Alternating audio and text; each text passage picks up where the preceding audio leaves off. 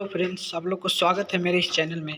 आज हम लोग करने वाले हैं 10th क्लास के इकोनॉमिक्स का चैप्टर 2 का ऑब्जेक्टिव है ना। इससे पहले हम लोग कुछ इसका ऑब्जेक्टिव था चैप्टर 1 का, उसका हम लोग कर चुके हैं।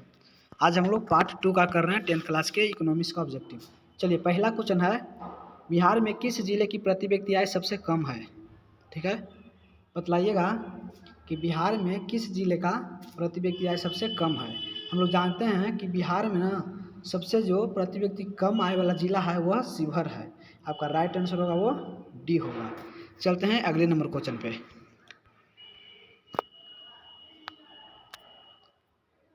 चलिए थोड़ा जूम कर लेते हैं, बड़ा दिखे। चलिए, ये रहा आपका क्वेश्चन। ठीक है, चलिए, बिहार के किस जिले का प्रति व्यक्ति आय सर्वाधिक है ना। बिहार के किस जिले का प्रति व्यक्ति आय सबसे अधिक है? तो पटना है, वह सबसे अधिक प्रति व्यक्ति आय वाला जिला है ना। हम इससे पहले हम लोग 10th क्लास के लिए है ना, जो 2025 के लिए तैयारी कर रहे हैं। ठीक है, 2025 के लिए हम लोग तैयारी कर रहे हैं, तो सारे सब्जेक्ट का ऑब्जेक्टिव जो है ना हम लोग चैप्टर वाइज कर रहे हैं। 2025 के एग्ज़ाम के लिए तैयारी कर रहे हैं। इस पर हम लोग सारे सब्जेक्ट का यानी सारे विषय का जो ऑब्जेक्टिव है वह चैप्टर वाइज हम लोग कर रहे हैं। कुछ चैप्टर का ऑब्जेक्टिव करवा दिया गया है। साइंस में जैसे बायोलॉजी, केमिस्ट्री, फिजिक्स हो गया है ना। एसएसटी में हो गया आपका सोशल साइंस में हिस्ट्री हो गया, इकोनॉमिक्स हो गया, पॉलिटी हो गया, ज्योग्राफी हो गया, आपका हिंदी हो गया, संस्कृत हो गया है ना। सारे सब्जेक्ट का ऑब्जेक्टिव है वो चैप्टर वाइज करवाया गया है। आप लोग नहीं देखे हैं तो मेरे इस वीडियो के नीचे डिस्क्रिप्शन में लिंक दिया है, वहाँ से जाकर आप सारे वीडियो को देख सकते हैं। ठीक है, चलते हैं अगला क्वेश्चन पे। अगला क्वेश्चन कह रहा है कि सन 2008 से 9 के अनुसार भारत की औसत प्रति व्यक्ति आय कितना था? देखिए, भारत में 8 और 9 के बीच में भारत का प्रति व्यक्ति आय जो था ना वह 25,494 रुपया था। कितना था? 25,494 रुपया था। ठीक है, तो आपका राइट आंसर होगा वो क्या हो जाएगा? तो आपका बी हो जाएगा, 25,494 रुपया। ठीक है, चलते हैं अगले नंबर क्वेश्चन पे। अगला नंबर क्वेश्चन है, भारत में वित्तीय वर्ष कहा जाता है। तो भारत में वित्तीय वर्ष जो है ना वह 1 अप्रैल से 31 मार्च, ये राइट आंसर आपका सी होगा। 1 अप्रैल से 31 मार्च तक को कहा जाता है वित्तीय वर्ष। अगला क्वेश्चन है आपका, ठीक है, भारत में किस राज्य का प्रति व्यक्ति आय सर्वाधिक है ना। तो हम लोग जानते हैं कि भारत में गोवा राज्य का प्रति व्यक्ति आय है वह सर्वाधिक है, सबसे ज़्यादा है जो प्रति व्यक्ति आय वाला राज्य है। ठीक है, चलते हैं अगले नंबर क्वेश्चन पे। अगला नंबर क्वेश्चन कह रहा है कि बिहार की आय में सर्वाधिक योगदान होता है। बतलाइए, बिहार का जो आय है ना उसमें सबसे अधिक किसका योगदान है? तो सेवा क्षेत्र का। बतलाइएगा आप लोग कमेंट में कि सेवा क्षेत्र को और किस नाम से जाना जाता है। आपके लिए यह होमवर्क रह गया। ठीक है, कमेंट में बतलाइएगा कि सेवा क्षेत्र को और किस नाम से जाना जाता है। अगला क्वेश्चन है, बिहार की अर्थव्यवस्था में प्राथमिक क्षेत्र का मुख्य अंग है ना। प्राथमिक क्षेत्र है उसको और जो है किस नाम से जाना जाता है ना। ठीक है, तो आपका क्वेश्चन है कि बिहार की अर्थव्यवस्था में प्राथमिक क्षेत्र का मुख्य अंग कौन है? तो कृषि है, वह प्राथमिक क्षेत्र का मुख्य अंग है। प्राथमिक क्षेत्र को कृषि क्षेत्र भी कहा जाता है। चलते हैं अगले क्वेश्चन पे। राष्ट्रीय आय का अर्थ होता है, देखिए, तो राष्ट्रीय आय का मतलब होता है ना उत्पादन के साधनों के आय है ना, उत्पादन के साधनों की आय। ठीक है, तो आपका राइट आंसर होगा वह आपका यहाँ पे डी हो जाएगा। राष्ट्रीय आय का अर्थ क्या होता है? तो उत्पादन के साधनों की आय को ही राष्ट्रीय आय कहा जाता है। ठीक है, तो आपका राइट आंसर डी होगा। चलते हैं अगले नंबर क्वेश्चन पे। 9वां क्वेश्चन कह रहा है कि वास्तविक राष्ट्रीय आय वार्षिक शुद्ध उत्पादन का वह भाग है जिसका उस वर्ष में प्रत्यक्ष रूप से उपभोग किया जाता है। राष्ट्रीय आय की यह परिभाषा किसने दी? तो देखिए, वास्तविक राष्ट्रीय आय का है ना वार्षिक शुद्ध उत्पाद का भाग है वो उस वर्ष में प्रत्यक्ष रूप से उपयोग किया जाता है। यह परिभाषा किसने दिया था? तो फिशर ने है ना। यह परिभाषा जो दिया था वह एक अर्थशास्त्री वैज्ञानिक है जिसका नाम है फिशर। उसने ही इस परिभाषा को है ना डिफाइन किया था, परिभाषित किया था। चलते हैं अगले नंबर क्वेश्चन पे। अगला नंबर क्वेश्चन है ना, योजना काल में भारत की औसत वार्षिक दर कितना था? कह रहा कि योजना काल में, ठीक है, योजना काल में भारत की औसत वार्षिक विकास दर कितना था? देखिए, योजना काल में अगर प्रतिशत में पूछा जाए है ना कि औसत वार्षिक विकास कितना था तो 4.2% था। ठीक है, अगर गुना पूछा जाए कि कितना गुना था वार्षिक विकास दर तो वह 8 गुना था। ठीक है। अगर गुना में पूछे तो 8 गुना और प्रतिशत में पूछे तो 4.2%, है ना। योजना काल में भारत की औसत वार्षिक विकास दर कितना था, तो 4.2%, और गुना कहे तो 8 गुना, ठीक है।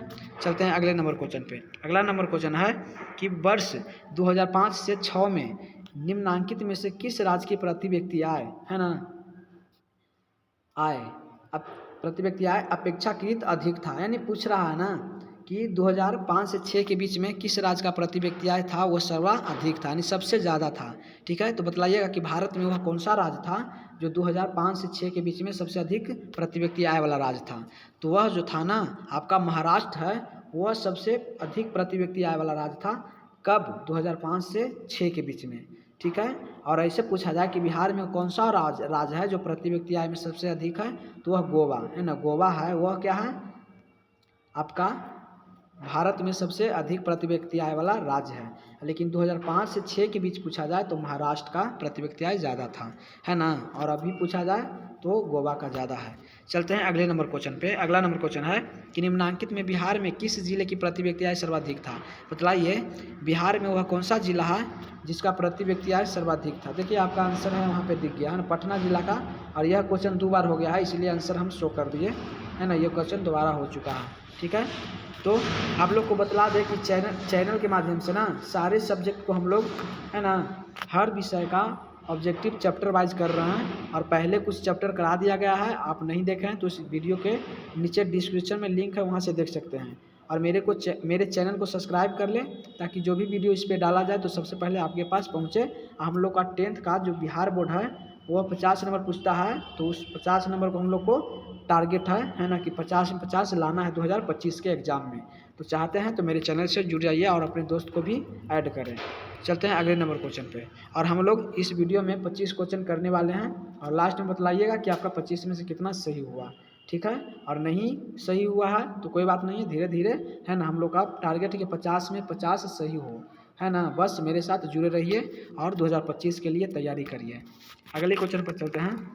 भारत में किस राज्य की प्रति व्यक्ति आय सर्वाधिक है। तो पहले ही बता चुके हैं कि गोवा है वो सर्वाधिक प्रति व्यक्ति आय वाला राज्य है भारत में, ठीक है। अगला क्वेश्चन देखेंगे कि बिहार के किस जिले की प्रति व्यक्ति आय सर्वाधिक है। सबसे अधिक पूछेगा कि किस जिला का है, तो पटना का है। अब पूछेगा कि बिहार में सबसे कम प्रति व्यक्ति आय वाला जिला कौन है, वो शिवहर है ना। सबसे कम वाला पूछेगा तो शिवहर, और ज़्यादा वाला पूछेगा तो पटना, ठीक है। चलते हैं अगले क्वेश्चन पे। उत्पाद एवं आय गणना विधि आर्थिक दृष्टिकोण से है। बतलाइएगा, कह रहा है उत्पाद, है ना, यानी उत्पाद मतलब उत्पादन, आय गणना विधि, है ना, का आर्थिक दृष्टिकोण है क्या है।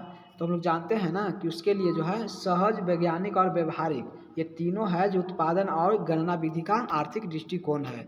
तो आपका राइट आंसर इनमें से सभी हो जाएगा, ठीक है। चलते हैं अगले क्वेश्चन पे।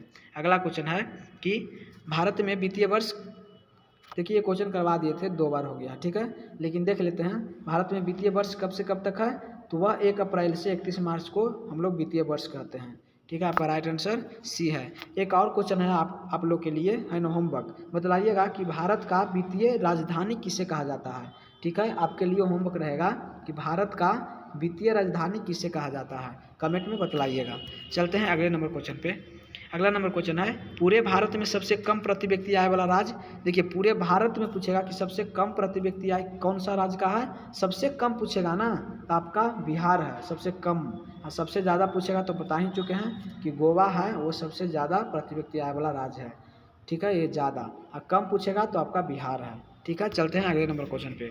अगला नंबर क्वेश्चन है कि भारत में राष्ट्रीय आय की गणना की सर्वमान्य प्रतिपादन संस्था है। बतलाइएगा कि भारत में राष्ट्रीय आय का जो गणना किया जाता है ना वह सबसे पहले किसके द्वारा किया गया था, ठीक है। तो यहाँ पे क्वेश्चन क्या कहा कि भारत में राष्ट्रीय आय की गणना सर्वमान्य मतलब सबसे अच्छा किसका है और सबसे पहले किसने किया था, ठीक है, ये भी बतलाइएगा। चलिए तो अभी क्वेश्चन कह रहा है उसका आंसर देख लेते हैं। कह रहा भारत में राष्ट्रीय आय की गणना किसके द्वारा, है ना, किया जाता है और सही ढंग से, तो वह CSO, देखिए CSO के द्वारा, है ना, राष्ट्रीय आय की गणना की जाती है, जिसको हिंदी में हम लोग बोलते हैं केंद्रीय सांख्यिकी संगठन, जिसका राइट आंसर होगा ये केंद्रीय सांख्यिकी संगठन, है ना। यह सबसे अच्छा संस्था है जो राष्ट्रीय आय को गणना करती है, ठीक है। आपका राइट आंसर ए हो जाएगा। और किसने सबसे पहले राष्ट्रीय आय की गणना किया था तो आप लोग बतलाइएगा, है ना। चाहे अगले क्वेश्चन में यह क्वेश्चन आएगा ही। चलिए अगला क्वेश्चन है कि राष्ट्रीय आय का अर्थ होता है। तो राष्ट्रीय आय का जो अर्थ होता है ना, वो पहले भी बता चुके हैं कि उत्पादन के साधनों की आय को हम लोग राष्ट्रीय आय कहते हैं, है ना। चलते हैं अगले नंबर क्वेश्चन पर। राष्ट्रीय आय का सृजन होता है। देखिए राष्ट्रीय आय का सृजन मतलब होता है निर्माण। राष्ट्रीय आय का निर्माण कैसे होता है? तो उत्पादन क्रिया द्वारा। कोई वस्तु उत्पादन करेंगे, उसको बेचेंगे, तब पैसा आएगा, तभी ना हम लोग का आय होगा। ठीक है, तो इसका राइट आंसर आपका डी होगा। चलते हैं अगले नंबर क्वेश्चन पर। अगला क्वेश्चन है कि राष्ट्रीय आय में सम्मिलित रहती है। देखिए राष्ट्रीय आय में जो मिला हुआ होता है ना, वो घरेलू आय भी होता है, आपका घरेलू आय होता है, ठीक है, और विदेश से प्राप्त आय भी। देखिए आपके घर में जो कमाने के बाद आपके घर में पैसा आया, वो भी आपका आय ही कहलाएगा, और जो बाहर से कमा करके लाए हैं, है ना, वो भी आपका आय है। तो दोनों को मिला दिए, है ना, दोनों पैसा अपना देश में ही आया। इसीलिए हम लोग का घरेलू उत्पाद के द्वारा घरेलू वस्तु बना करके बेचे, पैसा आया वो, और बाहर से कमा कर लाए वो क्या कहलाएगा? हम लोग के लिए राष्ट्रीय आय कहलाएगा। ठीक है, तो इनमें से आपका आंसर होगा वो सी होगा, है ना।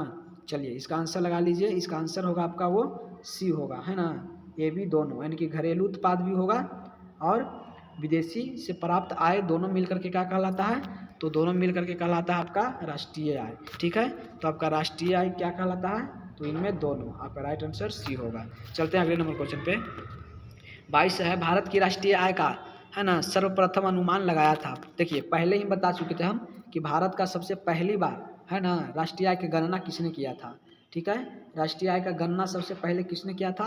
तो दादा भाई नौरोजी ने। तो आपका राइट आंसर होगा वो यहाँ पे डी हो जाएगा। ठीक है, चलते हैं 23 नंबर पे। ठीक है, हम लोग इस वीडियो में, है ना, इस वीडियो के माध्यम से हम लोग इकोनॉमिक्स का चैप्टर 2 का 25 ऑब्जेक्टिव करने वाले हैं। ठीक है, और इसका पार्ट 2 वीडियो भी आएगा, जिसमें से फिर से 25 क्वेश्चन करेंगे टोटल, यानी पार्ट 2 से हम लोग 50 ऑब्जेक्टिव करने वाले हैं। तो पार्ट 1 है जिसमें 25 करेंगे, और पार्ट 2 आएगा उसमें हम 25 करेंगे, तो 50 हो जाएगा। ठीक है, और इस चैनल पे हम लोग सारे सब्जेक्ट का ऑब्जेक्टिव करवा रहे हैं, ताकि हम लोग का 2025 में एग्जाम होगा, उसमें से हम लोग का लक्ष्य है प्राप्त करने का वो 50 में 50। ठीक है, तो मेरे चैनल को सब्सक्राइब करें ताकि सबसे पहले वीडियो आपके पास पहुंच जाए। चलते हैं अगले नंबर क्वेश्चन पे। अगला क्वेश्चन है, ठीक है, कि वास्तविक, अच्छा ये क्वेश्चन हुआ, कह रहा है कि 2012 से 13, ये क्वेश्चन नहीं करवाया है ना, कह रहा है 2012 से 13 में भारत की प्रति व्यक्ति, है ना, औसत आई थी। बतलाइएगा यहाँ पे कि 2012 से 13 में भारत की प्रति व्यक्ति आय कितना था? तो 68,757 रुपया था। ठीक है, चलिए अगले क्वेश्चन पे। कह रहा है कि वास्तविक राष्ट्रीय आय वार्षिक शुद्ध उत्पादन। देखिए ये क्वेश्चन हो चुका है, ठीक है, ये क्वेश्चन छोड़ दीजिए। ठीक है, ये पहले ही बता चुके हैं कि यह परिभाषा किसके द्वारा दिया गया था? तो फिशर के द्वारा, है ना, कि वास्तविक राष्ट्रीय आय शुद्ध उत्पादन का वह भाग है ना। देखिए पहले बता चुके थे, वह भाग है जिसका उस वर्ष में प्रत्यक्ष रूप से उपयोग किया जाता है। यह परिभाषा किसने दिया था? तो आपका वो फिशर ने दिया था। ठीक है, चलते हैं अगले नंबर क्वेश्चन पे। कह रहा कि दादा भाई नौरोजी ने, देखिए ये क्वेश्चन भी आई है, इसको याद कर लीजिएगा। क्वेश्चन कह रहा कि दादा भाई नौरोजी ने, ठीक है, नौरोजी के अनुसार 1868 में भारत के प्रति व्यक्ति आय मापा गया था। यानी 1868 में दादा भाई नौरोजी ने प्रति व्यक्ति आय को मापा था। तो उस वक्त प्रति व्यक्ति आय कितना था जो पहली बार मापा गया था? तो बतला दे कि दादा भाई नौरोजी के अनुसार भारत में प्रथम और पहली बार जो मापा गया था, तो आपका प्रति व्यक्ति आय 20 रुपया था। ठीक है, ये क्वेश्चन आपका, है ना, एक तरह से भी आई है, आप ध्यान दीजिएगा। इस क्वेश्चन को पूछा जाएगा कि दादा भाई नौरोजी ने सबसे पहली बार भारत का प्रति व्यक्ति आय बतलाया था तो कितना था? तो आपका 20 रुपया। और ये कब बतलाया था? तो 1868 में। तो हम लोग का आज का ये क्वेश्चन था, टोटल 25 को कर चुके हैं, और इस पे सारे सब्जेक्ट ऑब्जेक्टिव करवाया हुआ है। कुछ चैप्टर का नहीं देखे हैं तो वीडियो के नीचे लिंक पे जाइए, वहाँ से देखिए। और बाकी जो ऑब्जेक्टिव बच गया है उसको हम लोग करवा रहे हैं। तो चाहते हैं कि और वीडियो सबसे पहले आपके पास जाए, तो मेरे चैनल से जुड़ जाइए, सब्सक्राइब कर ले और बेल आइकन को ऑन कर ले। ठीक है, और हम लोग का टारगेट है वह 2025 का, है ना, जो 50 नंबर का ऑब्जेक्टिव है उसको हम लोग को क्रैक करना है। तो मिलते हैं फिर से नेक्स्ट वीडियो में।